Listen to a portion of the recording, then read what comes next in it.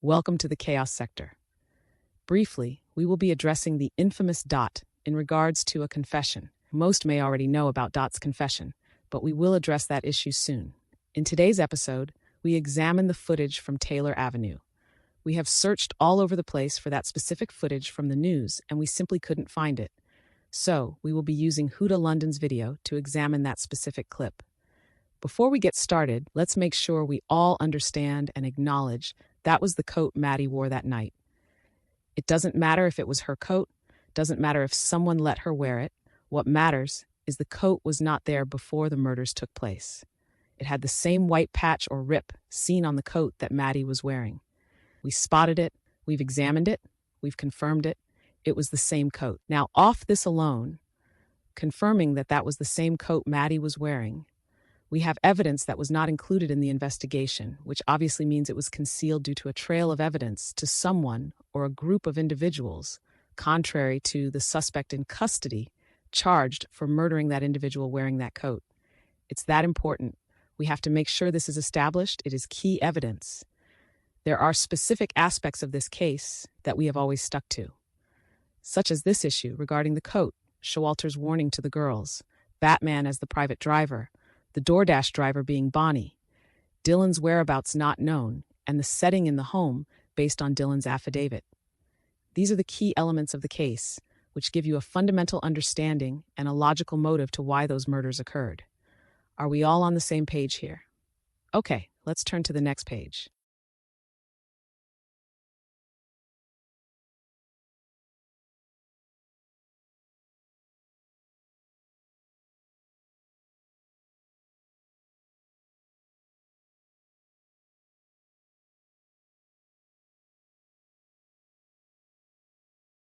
Now, after examining this footage, we clearly see that the detective took something out of the coat and placed the coat back on the ground near the fire hydrant.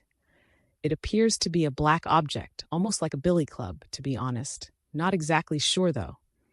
Let's examine a bit closer to see if we can determine what it is, or at least take a good guess.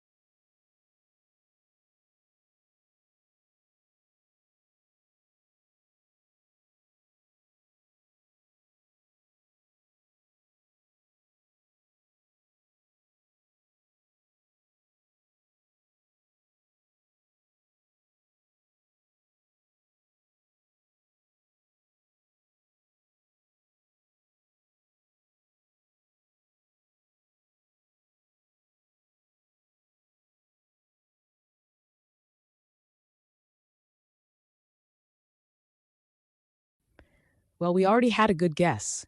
Examining the back of that object, not sure what the hell that object resembles. Nevertheless, it's evidence that the detectives have secretly collected and threw the coat back onto the ground. As we pointed out in previous episodes regarding the coat, why are detectives this far away from the crime scene unless there was evidence on Taylor Avenue? For them to be inspecting near that fire hydrant, there had to be evidence discovered in this specific area. Of course, we came to the conclusion that the reason they were in this specific area inspecting is because they were informed that a black coat was discovered there, and even informed it could be the same black coat one of the victims wore that night. The detectives head to Taylor Avenue near the fire hydrant, and sure enough, it's the same black coat.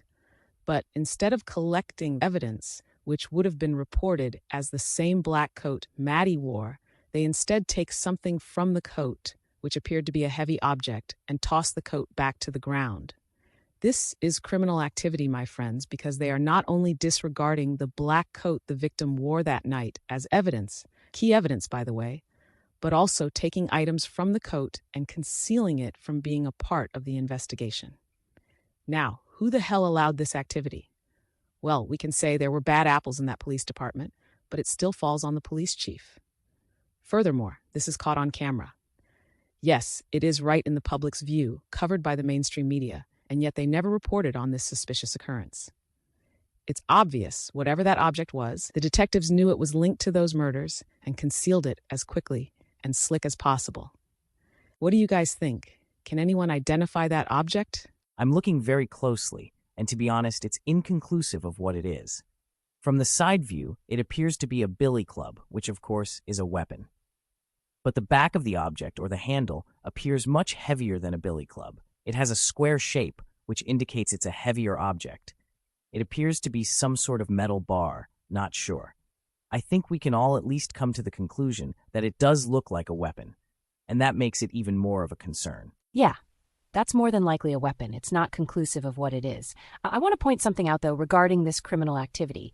If we connect this criminal activity of detectives knowing this was a coat one of the victims wore that night, takes a heavy object out of it and tosses it back to the ground, disregarding all the evidence here on Taylor, can we also connect this activity to the wait for it, the unmarked cruiser that was in this very spot during the time frame the attacks and murders would have taken place? Not going to sugarcoat this. I believe they went directly to this spot because whoever the killers were put that coat there, and the so-called detectives went directly to that spot to retrieve a weapon that was put in that coat, which was used on those housemates. Examining the object's handle, which appears very heavy, this could have been the weapon used on Ethan.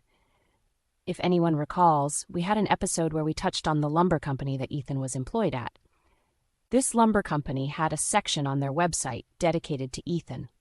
We entered into the chaos for a moment, of course, and presented a very dreadful theory. But anywho, that lumber company consists of tools. Yes, tools that could be used as deadly weapons, such as hatchets, machetes, and more modern versions of those tools. Take a look at this double-edged hatchet. Okay, now the sheath or scabbard is black and yellow for this one. But how about an all-black scabbard with an all-black hatchet?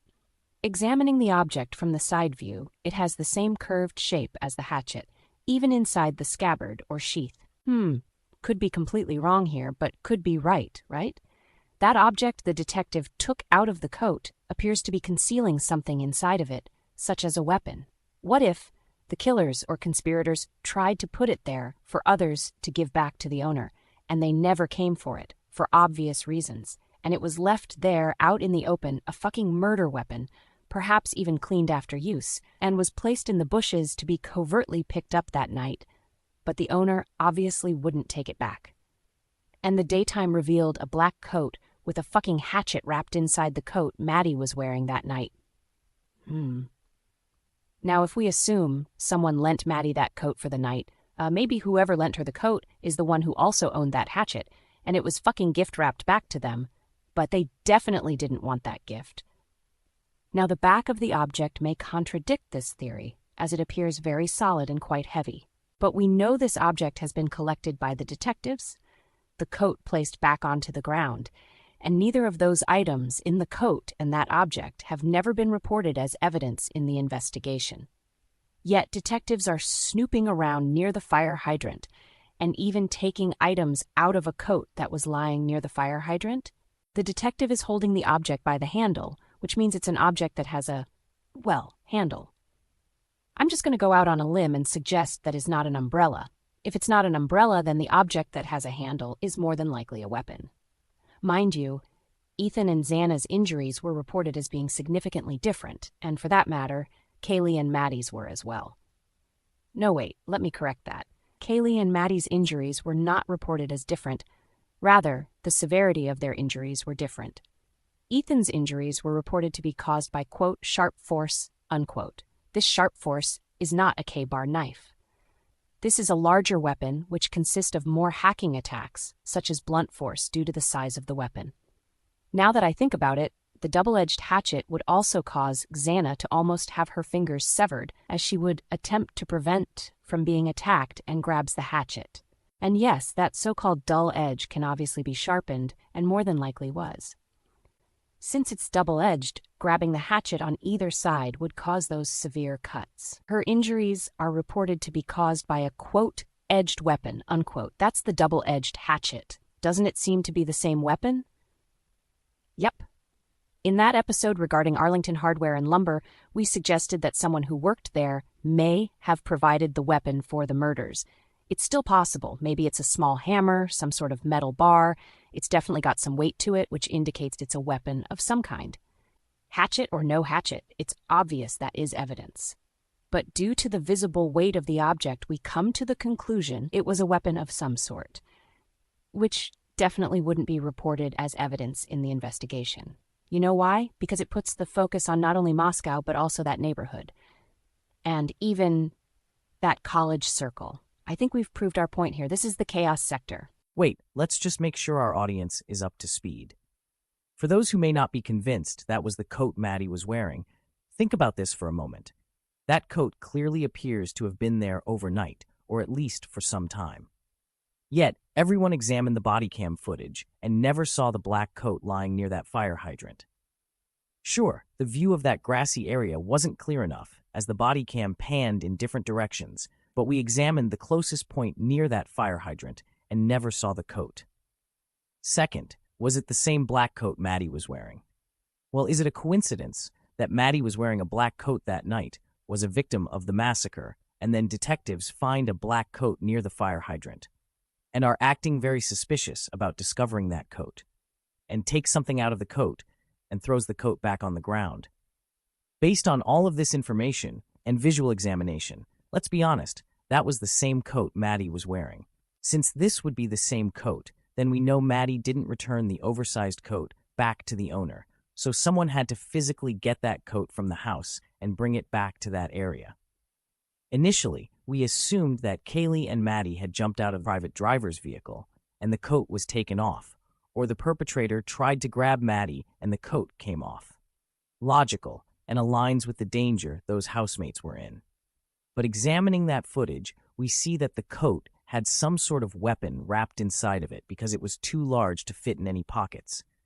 And that's why the detective was trying to hide whatever it was, because he unwrapped the coat and discovered some sort of weapon inside. Oh, and let me just add, pardon me, but the black double-edged hatchet would be virtually invisible at night. I could envision one of the killers departing the house and nobody would even know they have a damn weapon in their hand due to the darkness. Also, Idaho is known for its hunting, so obviously there is a lot of hatchet and machete activity flying around, wild game hunting to, quote, balance the ecosystem and such. But if someone wanted to hunt something other than wild animals, it could get very ugly.